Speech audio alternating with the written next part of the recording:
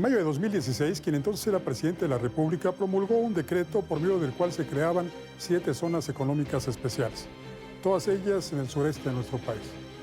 De ellas, 3 nada más recibirían una inversión de $5.300 millones para crear 12,000 empleos para los trabajadores de la zona.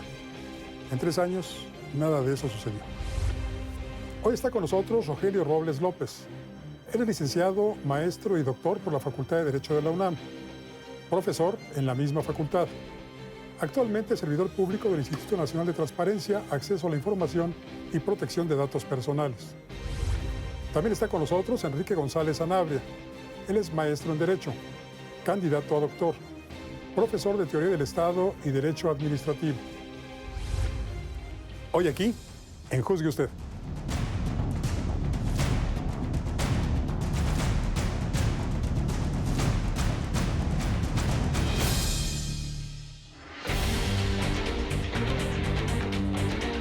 Hace un par de años se crearon por decreto presidencial las zonas económicas exclusivas, que abarcan fundamentalmente el sur del país, la zona más deprimida económicamente de nuestra nación. ¿Sirvieron en algún momento estas zonas exclusivas, especiales, perdón? Pues en la práctica no han servido porque no se han desarrollado, ¿no? Se han creado 8 zonas económicas especiales, pero nada más en decreto, en 2 decretos. Pero sí ha servido porque hay un diagnóstico de que hay estados muy marginados y sumidos en pobreza extrema y quieren ejercerse acciones para ayudarlos a que obtengan más ingresos y haya inversiones en estos estados. Esto no provocaría un poco de pobreza, como ya ha sucedido en otras partes del planeta, porque las zonas económicas especiales no son una invención mexicana. Estas zonas económicas especiales se han desarrollado en prácticamente todo el planeta y hay un caso muy ejemplificativo que es el de Manaus, en el norte de Brasil, donde esta zona económica exclusiva ha generado más pobreza de la que pretendía combatir y ha incrementado la desigualdad, generado más violencia. Efectivamente, las zonas económicas exclusivas fueron creadas con la finalidad de equilibrar esas desigualdades que en México, pues como bien sabemos, existen principalmente en los estados del sur. Al día de hoy, a nivel internacional, que es la experiencia que sí lo ha puesto en marcha, vemos que en lugar de equilibrar estas desigualdades, lo único que ha provocado ha sido el aumento de estas desigualdades y una mayor pobreza. ¿Por qué? Porque en lugar de que la gente se prepare o invierta en mayor medida, capacita al personal, lo único que está haciendo el personal es quedarse estancado y buscar un salario a como dé lugar, sin mayor preparación y con una mayor comodidad, que es lo que busca estas zonas económicas especiales. Mano de obra no calificada. Efectivamente, mano de obra no calificada, sin mayor preparación, en lo cual únicamente, como repito, lo único que busca es el salario que ya tienen asegurado y los beneficios fiscales, laborales y sociales que supuestamente pueden... Estas zonas económicas especiales ofrecían ciertos atractivos a los inversionistas, entre otros, ¿cuáles eran, maestro? En general había 3. El primero, que simplificaban los trámites administrativos con una ventanilla única donde se podía tramitar toda la cuestión administrativa en esta ventanilla única. Después, los beneficios fiscales.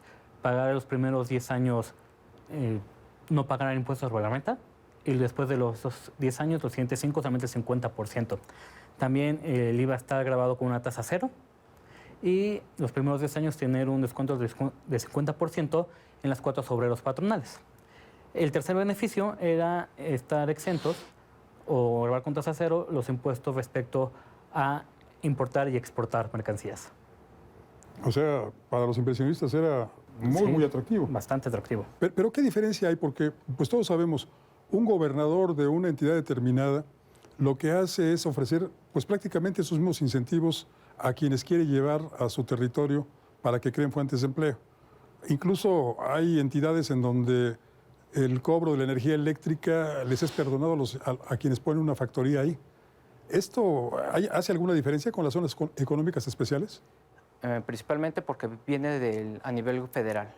Se refiere a incentivos federales, es decir, desde fiscal, aduanero, seguridad social. Entonces, como bien sabemos, hay ciertos impuestos que son locales y federales. En este caso, lo que se está impulsando es a través de nivel federal, sea el que realizó el diagnóstico a fin de determinar cada zona cuáles son sus ventajas o cuáles son sus potenciales y sea el que determine cómo va a impulsarlo. 2 años no es mucho o muy poco tiempo para implementar medidas de este tipo.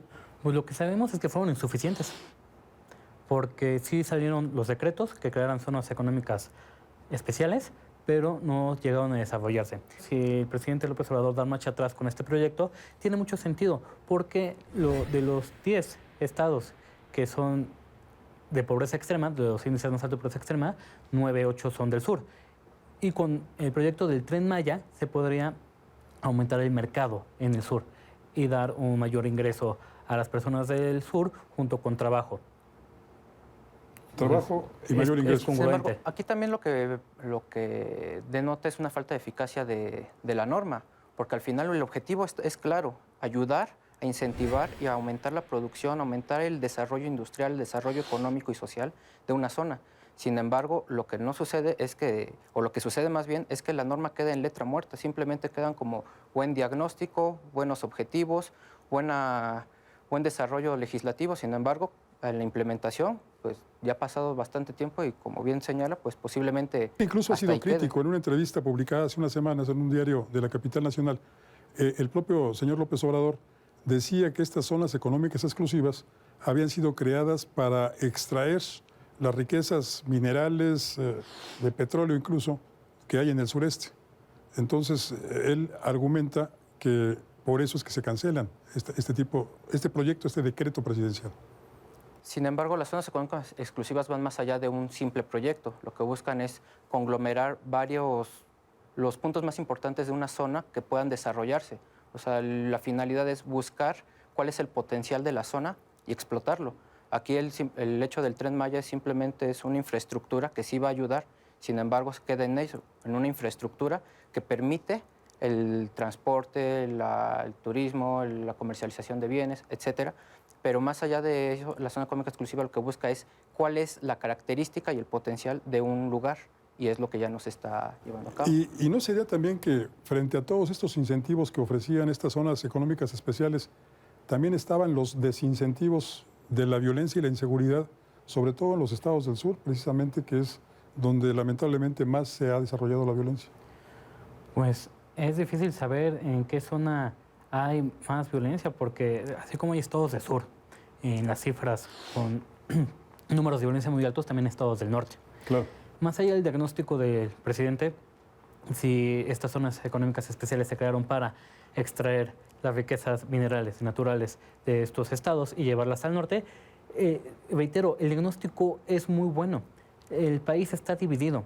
Los países del norte crecen entre 8 y 10%. Los países del sur no crecen o tienen números negativos. Y en el caso de México serían los estados del norte y los estados del sur. Así es. Sí. Este es el diagnóstico. Los estados del norte crecen 8% y los del sur no crecen o tienen números negativos. Entonces hay que detonar el mercado en el sur. Hay que invertir en el sur. Hay que acordarnos del sur. Y ya sea con las zonas económicas especiales o con el Tren Maya o cualquier otra idea, pero más allá de hacer una ley o hacer un decreto, ya que se realice. Eso sería lo importante.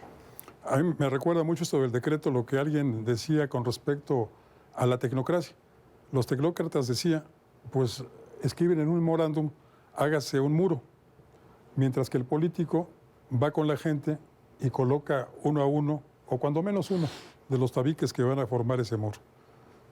El tecnócrata nada más escribe un memorándum y se queda en su oficina, a lo mejor a veces archivado. Efectivamente es lo que no debe suceder. Lo que debe suceder es poner en marcha, como bien dice, cualquier proyecto, pero que se ponga en marcha y que se canalice, que se verifique, que se tenga una supervisión, que el fin que se está persiguiendo sea el fin que se va a lograr y no que en lugar de aumentar la calidad de vida sea lo contrario. Entonces, precisamente es lo que tenemos que retomar de los diagnósticos o de las experiencias internacionales. Buscar y siempre estarlo supervisando, que el fin que se busca sea el fin que se logra obtener. Poner manos a la obra, a final de cuentas. Estoy de acuerdo con eso. Sí, hay que actuar. Más allá de los papeles y las leyes y los decretos, hay que realizar. Trascender el diagnóstico, ¿no? Porque como ustedes decían, el diagnóstico es bueno. El diagnóstico es acertado, muy acertado. Pero hay que llevarlo a la práctica, ¿no? Y creo que ahora con el proyecto del Tren Maya, que ya está prácticamente en marcha, pues esto sí va a dar resultados. Sí, esperemos que sí. Yo le tengo muy buena fe al Tren Maya. Sí, mucha parte de la sociedad, buena parte de la sociedad, ¿no? Tiene mucha fe en que esto va a detonar a la sociedad. ¿Sí? Y ayudar a los estados del sur, que por historia siempre han sido los olvidados. Zonas económicas especiales. ¿Habría otra forma de denominarlas con el proyecto del Tren Maya? Bueno, desde mi punto de vista, lo importante, o más allá de cómo se le denomine, es buscar el potencial de cada región. ¿Qué es lo que se puede hacer en cada región? ¿Para qué son buenos? ¿Qué buenos recursos tienen? Y al final del día, que sea eso lo que los impulse. Y que no, y desde una perspectiva sustentable. Es decir, sin devastar al entorno, porque, como bien sabemos, en las zonas del sur, parte de la pobreza o de la marginación en la que están sumidos es derivada de que hay una mayor población indígena. Entonces, ¿la población indígena de qué vive? De los recursos naturales. Entonces, hay que buscar también que sea un desarrollo sustentable que prevalezca o que resguarde esos recursos, que no los afecten, que Claro. un crecimiento económico, pero que no dañe al ambiente también. Y en cambio, una de las críticas que se hacía también a las zonas económicas especiales era que sí era atentatorio al medio ambiente. Se supone, y por la ley, tiene que haber una manifestación de impacto ambiental.